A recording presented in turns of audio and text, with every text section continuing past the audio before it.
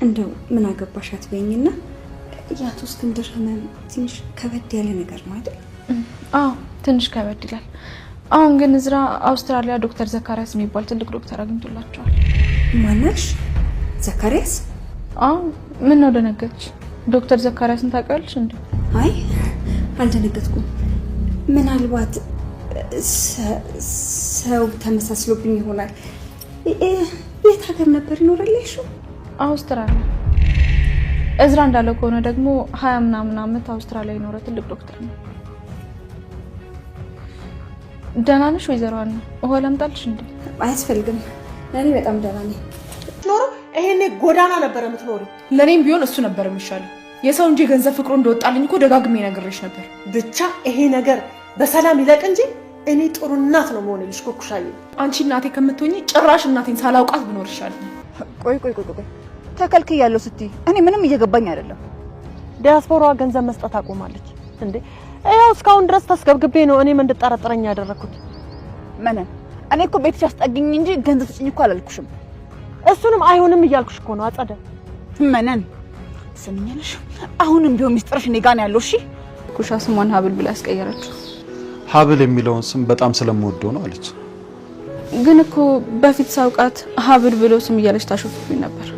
አሁን ሁሉም ነገር ግራ እየገባኝ ነው። ሲጀመር ኩኩሻ ቤተሰብ እንዳላት ራሱ በፍጹም አላውቅም ነበር። ወይ ለምን የደነገጠችው? ለመሆኑ የትኛው ጓደኛዋ ነው? ለምን እንደደነገጠች እኔ እንጃ። እሷ ብቻ መስለችሽ እንዴ? ደግሞ አክስቴም ደንግጣ ነበር። ማን ነው የመጣው አልኩሽ እኮ። ለምን አትነግሪኝም? ደግሞ ለምንድን ነው የደነገጠችው? እኔ እንጃ፣ እኔ አላውቅም። እዚህ ቤት ውስጥ የሆነ እየተካሄደ ያለ ነገር አለ። ሰላም ሰላም፣ እንዴት ናችሁ? በያላችሁበት ሰላማችሁ ብዝት ይበልልኝ። የሀብልና የእዝራ አድናቂዎች እንግዲህ ሀብል እናቷ ጋር በቀጣይ ትገናኛለች ወይ? ሁላችሁም በጉጉት እንደምትጠብቁ እናውቃለን።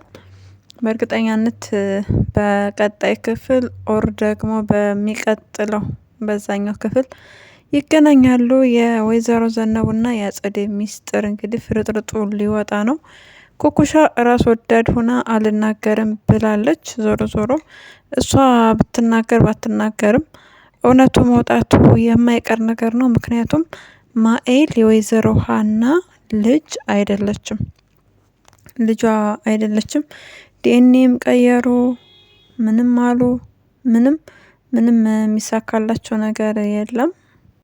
ይባሳለ አገር ግን አትልቀቅ እንዲሉ ወይዘሪት አጸዴ እንግዲህ ወደ መነን ቤት ሄዳ ነበረ። ነገር ግን ተከትለዋት እነ ሀብል እራት ጥሪ ተጠርተው ሄደዋል። እንግዲህ እንዳይወጡ መውጫ ቀዳዳም የላቸው። ወይዘሮ ዘነቡ እኔ አመልጣለሁ ብላ ነበረ። እሷ ከማውጣቷ በፊት እንግዲህ አጸዴ መታ አሰነካክላታለች። እሷን ስታባብል እሷ ጋር ስትነጋገር ሰዓቱ ሄደና እንግዲህ ምንድነው የሆነው? እነሱ ካች ስለዚህ ቤት ትወጣለች። እራት መቼም ፋሚሊ አለኝ፣ ወይዘሮ ዘነቡ አለች፣ እንደዚሁም እህቷ አለች ብላ ማስተዋወቋ የማይቀር ነገር ነው ወይዘሮ ሀና።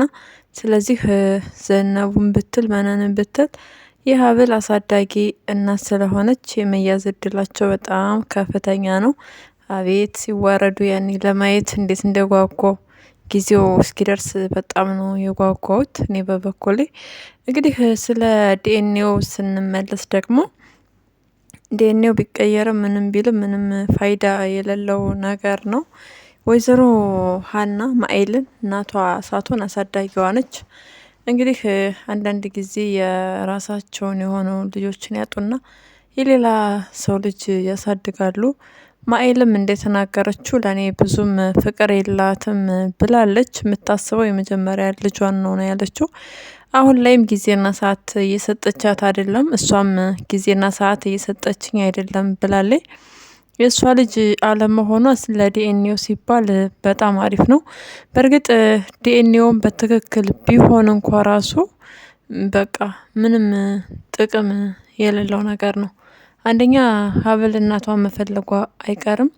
ወይዘሮ ዘነቡን የትም ብትገባ የትም ስለ እናቷ ማወቅ ከፈለገች እዝራም ስላለላት ከገባችበት ጉድጓድ ገብተው እንግዲህ ስለ እናቷ የት እንደተገኘች እንዴት አንስታ እንዳሳደገቻት እንዴት ማደጎ ቤትስ ስለ ማደጎ ልጅ እንዴት ድርጅት ጋር እንዳልተነጋገረች እያንዳንዱ ነገር የሚጠይቋት የሚሆን ነው። በሌላም በኩል ከአጸዴ ጋር ሲጣሉ አጸዴ ሚስጥሯን ታወጣለች። እንዲሁም ኩኩሻ ከህሊናዬና ከራሴ ጋር ስታረቅ ያኔ እውነቱን ስሟን መልሳለሁ ምናምን ብላለች። የሀብልን ስም ሀብል የምታውቀው ሀብል ብሎ ስም እያለች እንደምትስቅባት ሀብል የሚለውን ስም እንደማትወደው ነበረ። አሁን ላይ እንዴት የእሷን ስም ልትወስድ እንደቻለች እንግዲህ እንዴት እንደወደደችው ግራ እያጋባት ነው። ሀብልም እየተጠራጠረች ነው። ከምንም በላይ ደግሞ እዝራ ውስጡ በጣም ትልቅ ጥያቄ ያለው ያልተፈታ እንዴት ማለት በአጭር ጊዜ ውስጥ ቤተሰቦቿን ልታገኝ ትችላለች የሚለው ነገር አጠራጣሪ ነው። በዛ ላይ የስሟ መቀየር እንዲሁም ደግሞ የሀብል የባለቤቱ እንግዲህ እሷ ይችን ሴትዮ የምትመስል ሴት በህልሜ እያየው ነው እያለች ነበረ። ሱስም ነገር ሆኖ የነገሩ አንድ ላይ የሚጋጭ ነው ማለት ነው። በዛ ላይ ኩኩሻ መጀመሪያ አካባቢ ስለ ሰው ህይወት አውርታለት ነበረ። የሌላን ሰው ህይወት እኔ ቀምቼ እየኖርኩ ነው የእናት ፍቅር ብላ ነበረ። ስለዚህ እዝራዬ አይንህን ገለጥ እና ወደ ኋላ ማስታወስ ነው የሚጠበቅብህ። በጣም ቀላል ነገር ነው።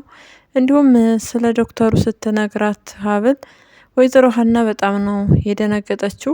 ሜርሲ ልትጠይቅ መታ፣ ነገር ግን ሳትጠይቃት ደንግጣ ወጥታለች። እሙቲን አብረሻት ሂጂ ብሎ ጠይቋት ነበረ እዝራ ኩኩሻን። ነገር ግን ትላንትና የፍቅረኛዋ እህት የነበረች ልጅ ነች። አሁን ላይ እንግዲህ ፈቃደኛ አይደለችም። በጣም ብዙ ችግር ተፈጥሯል። በጣም ብዙ ስብስብ ነገር አለ። አልሄድም እያለች ትገኛለች። በሌላ በኩል ደግሞ እንግዲህ ወይዘሮ ዘነቡ በጭራሽ ከእዝራ ጋር እንድትገናኝ አትፈልግም። እንደ እብድ ነው የሚያደርጋት። ኩኩሻ እንግዲህ እንዴት ቤቱን አወቀው ብላ እሷም ለመቆጣት ሞክራለች። እየተከታተልኩሽ ነበረ ብሏታል። ነገር ግን እዝራዬ ስትከታተል ግን ማለት ነው እንዴት ወይዘሮ ዘነቡን አላየሃትም? መከታተልክንማ በደንብ በቃ ማቋረጥ የለብህም። አሁን እዝራ ሲመጣ ከወይዘሮ ሀና ቤት ኩኩሻ ያለችበት ቤት እንደሆነ፣ ኩኩሻ ደግሞ የወይዘሮ ሀና ልጅ እንደሆነች፣ ኩኩሻ እናቷን ፈልጋ እንዳገኘች፣ እናቷም ልጅ ብላ እንደመጣች፣ እረ በጣም የሚገርም ነው። በቃ እንዴት ነው አልጋ ባልጋ የሆነላቸው ለነ እዝራ። ግን አንዳንድ ጊዜ መልካምና የዋህ ሰው መሆን በጣም ጥሩ ነው፣ ደስ ይላል።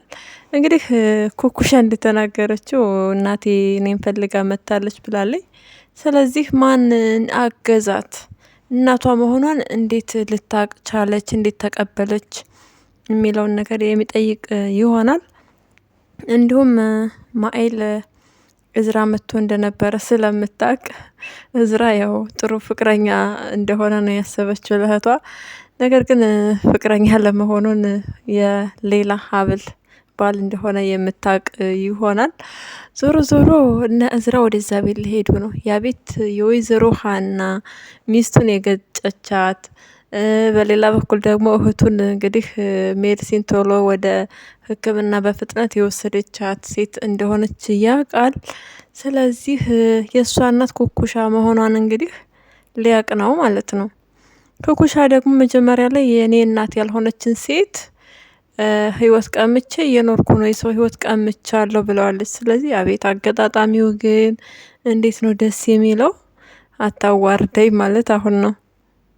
ከዚህ በኋላ ኩኩሻ እንዴት ነው አቅምና ሞራል ኑሯት ሀብልን እያየች የሰው እናት ወስዳ እንዴት ነው ሞራል በቃ ኖሯት እውነትን ድብቅ አርጋ ልትኖር የምትችለው? አንደኛ እውነት በራሱ ጊዜ እየወጣ በቃ ትግል ላይ ነች። እሷ ብትደብቀውም እውነት እየወጣ ነው። በዛ ላይ እሷ ገንዘብ አልፈልግም፣ ከዚህ በኋላ ነው የሚፈልገው ቤተሰብ ነው፣ የቤተሰብ ፍቅር እንጂ ወይ ከወይዘሮ ሀና እኔ በጭራሽ ገንዘብ አልፈልግም እያለች እየበጠበጠቻት ትገኛለች። ጎዳና ህይወት አማረሽ ወይ ማከክ ፈለግሽ ወይ እያለች እሷም ለማስፈራራት እየሞከረች ነው። ወይዘሮ ዘነቡ ዞሮ ዞሮ ለሀብል ወይም ለኩኩሻ አስባ አይደለም። እንግዲህ ለራሷ ጥቅምና ጥቅም ብቻ ነው። ምን እንደምታገኝ እኮ ራሱ በቃ በጣም መገመት ከባድ ነው። ወይዘሮ ሀና ቤት እንዲሰራላት ነው። ምን እንድታደርግላት ፈልጋ ነው? ልጇን ስላሳደገችላት ልጇን ለመስጠት እንደ ሽያጭ አድርጋ ልትመልስላት ነው? ምንም ግልጽ ያልሆነ ነገር ነው። ከዛ ገንዘብ ስታገኝ ከሀገር ልትጠፋ ነው ወይስ ወደ ራቅ ወዳለ ቦታ ልትቀመጥ ነው? አንደኛ ተፈልጋ እንደምትገኝ ማወቅ መቻል አለባት። ራሷን እስከ መቼ ደብቃ ትኖራለች? በዛ ላይ ደግሞ ገንዘብ አላፊ ነው። ገንዘብ በሀቅ በጥሩ መንገድ መጥቶ ቢያንስ በቃ ራሳችንን በማንጎዳበት መንገድ ነው ገንዘብ ልናገኝ የምንችለው እንጂ ጥሩ ባልሆነ መንገድ ካመጣ ነው ሁል ጊዜ እንደተሳቃቅን ሁል ጊዜ እንዳፈርንና እንደተደበቅን ልንኖር ነው ማለት ነው። ስለዚህ ወይዘሮ ዘነቡ የሄደችበት ያለው ርቀት ጥሩ አይደለም። ትክክለኛ ልጇን ሀብልን ብትነግራት ብታገናኛት ይበልጥ ተጠቃሚ ትሆን ነበረ ከምትደነባበር። በዛ ላይ ደግሞ አጸድና ዘነቡ ተስማምተው አያውቁም። ሁል ጊዜ እንደተጨቃጨቁ ቤቱን እንዳመሱ ነው የኖሩት አይደለም። ስለዚህ ከዚህ በኋላ በጭራሽ ሚስጥር የሚባል ነገር አንዷም ለአንዷ አታስብም፣ አንደኛውም ለአንደኛው በጭራሽ ነው የማይተሳሰቡት። አሁን የገንዘብ ነገር ስለሆነ ነው እንጂ አንዴ ለመሆን እየሞከሩ ያሉት በጭራሽ ነው የማይዋደዱት። ከፈለገች አጸደ ሚስጥሩን ፍርጥርጥ አድርጋ የምታወጣው ይሆናል። እንግዲህ ያኔ ምን እንደሚወጥሽ አናቅም። ሁለታቸውም እንግዲህ ጎዳና ተዳዳሪ ነው የሚሆኑት። ያቺ የሸራ ቤት አለች ወይዘሮ ዘነቡ ቤት፣ እዛች ጋር አጸደዬ መልካም መደመር እንዲሆንልሽ እንመኛለን። ሜርሲ አትፈልጋትም ከዚህ በኋላ። ሜርሲ እውነቱን ነግራታለች። ማታ ቤተሰቦቼን በምን መንገድ እንደምትጎጂ ስለማላቅ ለማውጣጣት ለማወቅ ነው እንጂ የደወልኩልሽ የእውነት ተባባሪሽ ሁኜ አይደለም። እኔ ራሴ ከቤት አስወጣሻለሁ ብላ እንግዲህ ጥፊ አቅምሳ ከጥፊ ጋር ነው እየጎተተች ያስወጣቻት። ነገር ግን ሜርሲ ብልጠቷ ምንድነው ያደረገችው? ልክ አቶ እስክንድር ሲመጣ ሳትታመም አውቃ የታመመች መስላ አስወጥታታለች። አባቷ ጋር እዛ ጋር ብትነጋገር ያው አባቷ እንደምታስቀይመውም ስለምታውቅ ለአባቷ ማሰብ ጀምራለች። አባቷም ይቅርታ አድርጎላታል። ጋሽ እስክንድር በጣም መልካም በቃ መልካምነቱ ይሄ ነው የማይባል ደግ የሆነ አባት ነው። እንግዲህ አጸዴ እዝራን በተደጋጋሚ እየተሳደበች ትገኛለች። እዝራ የሚያውቀው አክስቱ እንደሆነች ነው። ይቺ ቤት የምታምስ ወንበዴ አክስት ናት። አክስት መባል ራሱ በጭራሽ አይገባትም። እንግዲህ አቶ እስክንድርን አይተን አጸዴን ስናይ በጣም ተቃራኒ ናቸው። አቶ እስክንድር መልካምና ቀና ልቦና ደግ የሆነ ልብ ያለው ሰው ነው። አጸድ ደግሞ የብር ነገር ድፍት ሊያደርጋት የምትደርስ ተቃራኒ ሴት ነች። እንግዲህ ሚስጥራቸው ሊወጣ በጣም ጫፍ ላይ ደርሷል። መልካም መዋረድ እንዲሆንላቸው እንመኛለን። ለዛሬ ያዝንላችሁ ቪዲዮ ይህንን ይመስላል። በሌላ ቪዲዮ እስክንገናኝ መልካም ጊዜ እንዲሆንላችሁ ተመኘን። ለቻናላችን አዲስ ከሆናችሁ ሰብስክራይብ፣ ላይክ እንዲሁም ሼር በማድረግ ቤተሰብ ሆኑ። ሀሳብና አስተያየታችሁን ኮሜንት ላይ ጻፉልን። እናመሰግናለን።